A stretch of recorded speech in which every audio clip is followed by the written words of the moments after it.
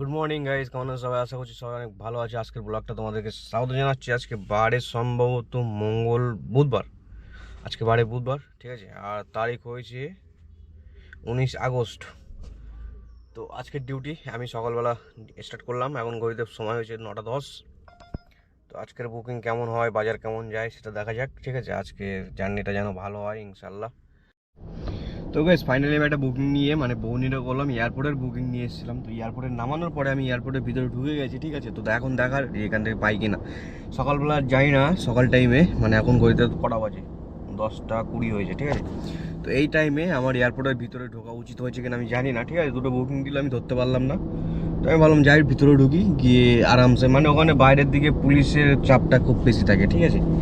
যখন তখন এসে কাটা মেরে দিতে পারে। তো আমি সে কারণে আমি ভাবলাম ভিতরে ঢুকি, দেখা যাক। এখান থেকে আশা করছি একটা পেয়ে যাবো, সেই বুকিংটা নিয়ে এখান থেকে বেরাবো। দেখা যাক এখন কি হয়, ঠিক আছে, না ফেসে যাই আবার।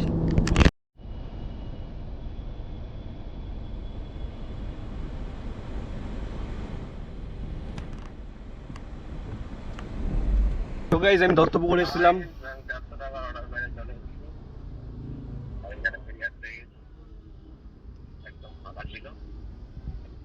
বুকিং পেয়েছিস?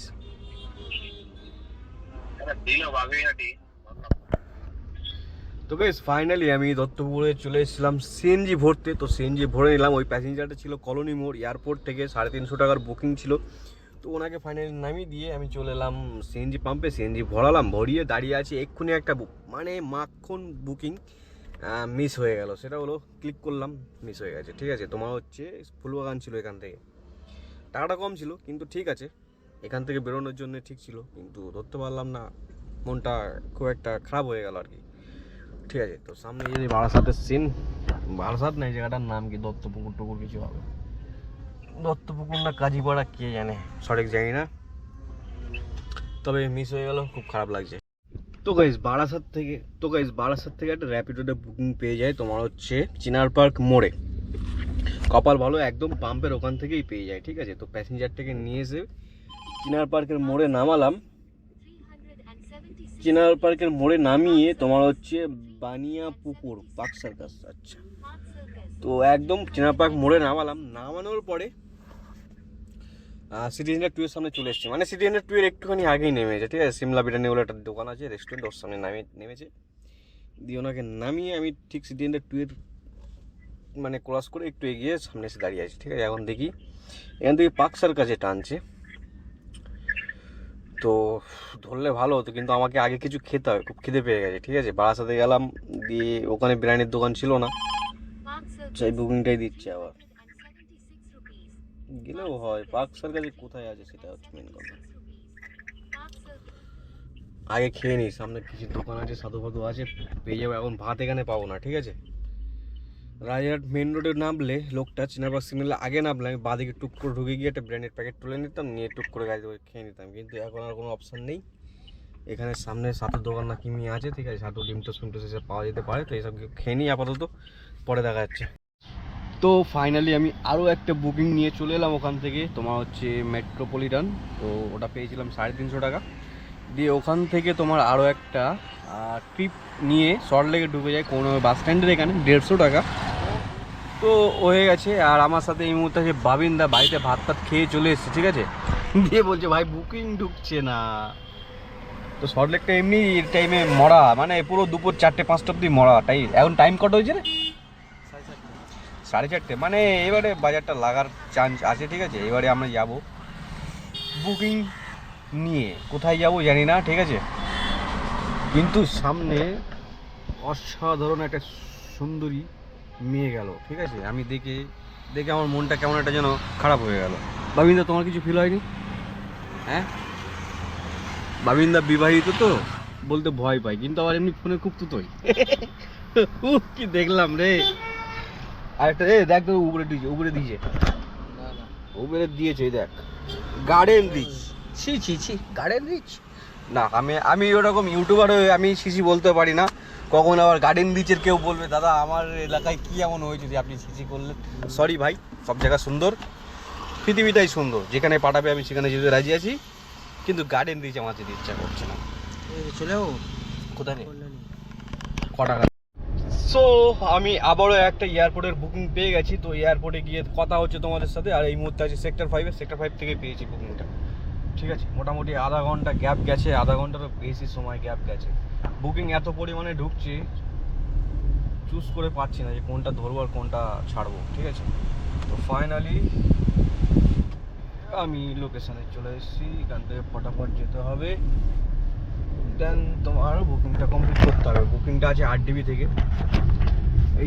এই যে তোমার হচ্ছে ওয়ামো দেখা যাচ্ছে, এটা তোমার হচ্ছে SDF। ঠিক আছে, SDF।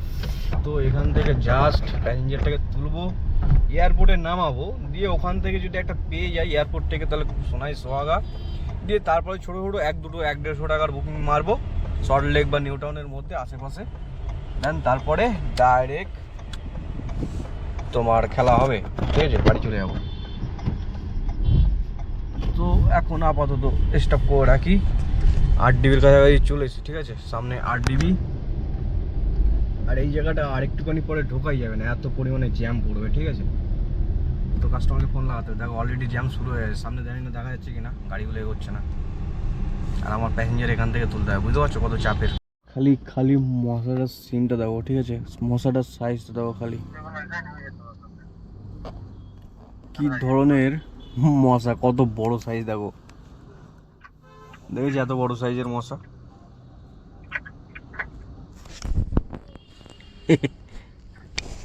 কি বলছিস? একটা ঘটনা ঘটে গেছে আমার সাথে। ঠিক আছে, ঘটনা একটা ঘটে গেছে, সেটা হলো একটা কাস্টমার, যেটা বললাম আমি যে এয়ারপোর্টে একটা বুকিং পেয়েছি 8 DBর ওখান থেকে। ঠিক আছে, তো কাস্টমারের লোকেশন 8 DB প্যান্টালুন্সের সামনে দেওয়া আছে। ঠিক আছে, উনি আছে অপোজিটে, মানে কি বলি তোমাদের কীভাবে বুঝাই, মনে করো মিডলে একটা ওই নতুন কি বলে স্ট্রিট টাইপের হয়েছে। ঠিক আছে, মানে অ্যাকচুয়ালি ওনার 10 ডাউন স্ট্রিটের ওখানে লোকেশান আছে। ঠিক আছে, মানে উনি ওখানে দাঁড়িয়ে আছে আর লোকেশানটা দিয়ে রেখেছে প্যান্টালুন্সের সামনে। ঠিক আছে, আর আমার যেখানে লোকেশান পিক আপ করতে হবে আমি তো সেখানেই যাবো, লোকেশানটা না, লোকেশান যেখানে আছে আমি সেখানে যাবো। ওখানে গেছি দিয়ে না, উনি ওখানে নেই। তারপরে উনি 10 ডাউন স্ট্রিট ওখানে আছে। ঠিক আছে, তারপরে উনি আমাকে বলছে না আমি 10 ডাউন স্ট্রিটের এখানে লোকেশান দিয়েছি। ঠিক আছে, আমি লোকেশান ওখানে দিলে এখানে কেন দেখাবে।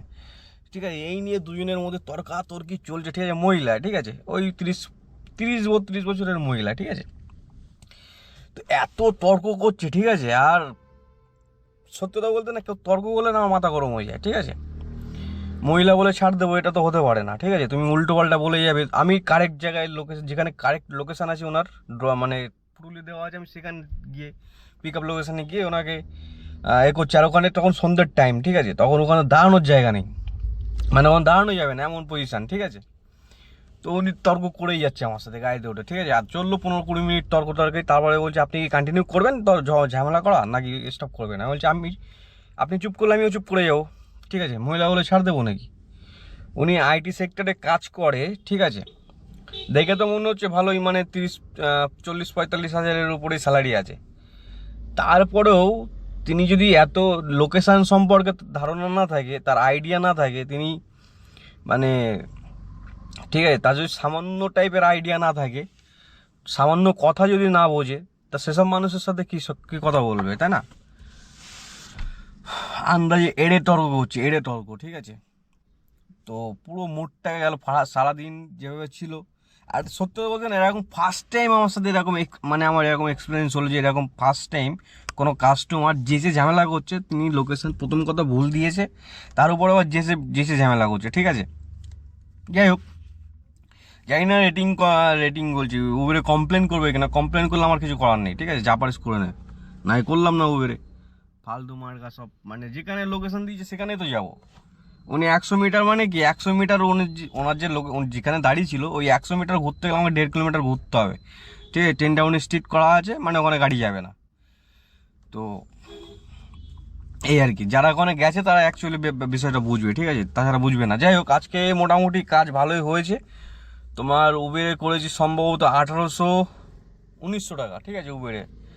আর তোমার হচ্ছে র্যাপিডোতে করেছি 700-800, 795 টাকা হবে। ঠিক আছে, র্যাপিডোতে। আর ইনড্রাইভে একটা মেরেছি 150 টাকা। এই ছিল টোটাল আর্নিং। যোগ করে নিয়ে কত হচ্ছে আমি বুঝতে পারছি না। ঠিক আছে, তো আজকের ভিডিওতে মানে আজকের ব্লগটা এখানে শেষ করে দিচ্ছি। টাটা, বাই বাই, দেখা হচ্ছে পরবর্তী ব্লগে। এখন ঘড়িতে সময় রাত 9:30। আর 1-1.5 ঘন্টার মতো একটাই মেরেছি 150 টাকা, ওই লাস্ট যেটা র্যাপিডোতে মারলাম, এই ইনড্রাইভে মারলাম 150 টাকা, এটাই ঠিক আছে। বুকিং দিচ্ছিল আর ইচ্ছা করছে না বাইরে যেতে। তো এয়ারপোর্টে গেছিলাম, যেটা এয়ারপোর্ট থেকে ওটা সাথে সাথে একটা রিটার্ন নিয়ে চলে এসেছিলাম। রিটার্ন নিয়ে আসার পরে তারপর আবার একটা ছোটো বুকিং, আমি বলেছিলাম যে সল্টলেকের মধ্যে খেলবো, তো একটা ছোটো বুকিং নিয়ে সল্টলেকে ঢুকে যায়। তারপর সল্টলেক থেকে একটা বুকিং মানে ইনড্রাইভে সেটা নিয়ে চলে আসি, সল্টলেকের মধ্যেই ছিল, ঠিক আছে। তো এই নামিয়ে ব্যাস আমি স্টপ করে দিয়েছি, আজকের মতো ডিউটি শেষ। সিএনজি আছে 5 দাগ, সম্ভবত 4 দাগ হয়ে যাবে কালকে সকালে।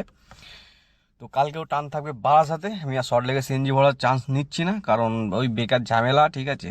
আর এমনি তো ভরলেই 2 দাগ কমে যায়, ঠিক আছে, 8 দাগ হয়ে যায়। তো তার চাইতে বেটার না, আমি বারাসাতে আজকে সিএনজি ভরলাম, একটা প্যাসেঞ্জার এসিতে নিয়ে এসি, এসি চালিয়ে, ঠিক আছে, পুরো চিনার পার্কে নামিয়েছি, তারপরে আমার সিএনজি 1 দাগ কমেছে, মানে 9 দাগ হয়েছে। বুঝতে পারছো কতটা ডিফারেন্স।